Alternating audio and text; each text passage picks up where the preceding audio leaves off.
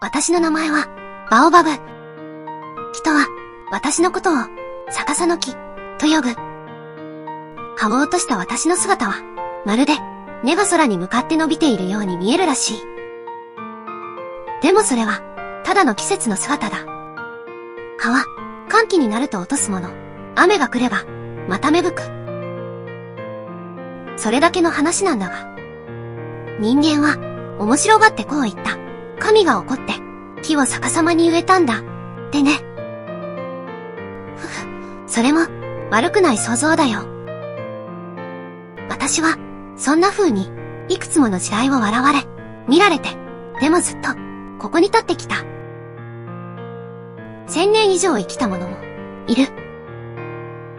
空に枝を張って、根を広く、大地に伸ばしながら。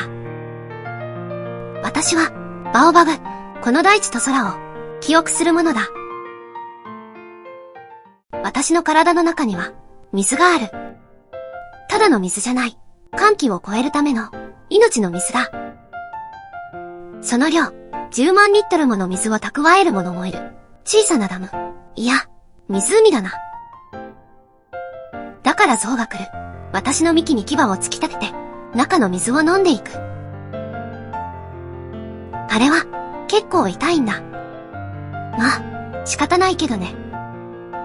幹の中に穴を開けて、人間が店を作ったこともあった。トイレにされたこともある。正直、それは勘弁して欲しかったけど。それでも私は、何も言わずに、立ち続けた。葉は乾季に落とす。雨が降れば、また出す。そういう風に作られてる。そして、私の花は、一晩だけ、咲く。白く、大きく、美しく、夜、ひっそりと開いて、コウモリに蜜を与える。翌朝には、もうしおれてしまうけれど。それが私のリズム。ずっと昔から、そうしてきた。誰が見ていなくても、私は、咲く。私の木陰には、子供たちがよく集まった。追いかけっこ、かくれんぼ、昼寝、時には、木登りまでされたものだ。幹に名前を刻まれることもあった。アミナ、12歳、トム、ここに来た。私の体は、いろんな記憶でできている。花を煎じて、薬にした人もいた。身を乾かして、食べ物にしてくれた人もいた。感謝されることもあれば、何も言われずにおられることもあった。でも私は、怒らない。木は、そういう風にできていないから。ある嵐の夜、一組の家族が私の中に避難してきたことがある。幹の中が空洞になった私は、雨風から人を守る、小さな洞窟になった。ありがとう。そう言ってくれたあの声は、今でも、心に残っている。人間は、私の命を削って生きている。でも私は、それでいいと思っている。私の木陰で、また誰かが笑ってくれるのなら、私は、喜んで立ち続けよう。昔はね、もっと、決まった時期に雨が降っていたんだ。大地が乾ききる前に、雲がやってきて、水を落としていった。でも最近は、空の気まぐれが増えた。長い寒気、短い雪、降るはずの時に降らず、降らなくていい時に降る。私の幹の中も、空っぽになる日が少しずつ増えてきた。仲間のバオバブが、一本、また一本と倒れていった。私たちは、1000年を生きる気だけれど、不死ではない。